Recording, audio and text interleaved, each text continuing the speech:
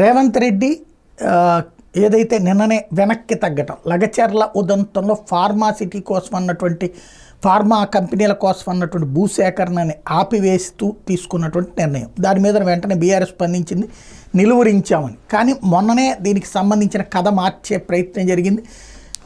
దాన్ని ఇండస్ట్రియల్ జోన్లో ఏ పరిశ్రమైనా పెట్టుకోవచ్చు.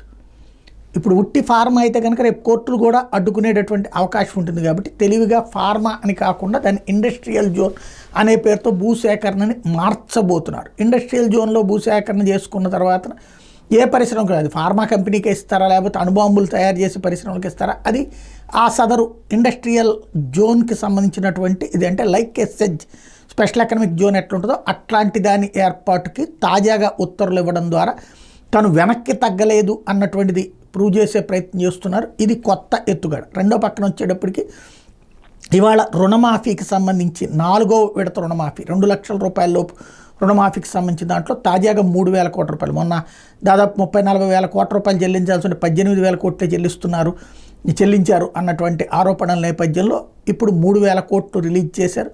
టోటల్గా 21,000 కోట్లు, అంటే అందరికీ రుణమాఫీ చేసినట్టు అనేటటువంటి ప్రకటన కీలకమవుతోంది.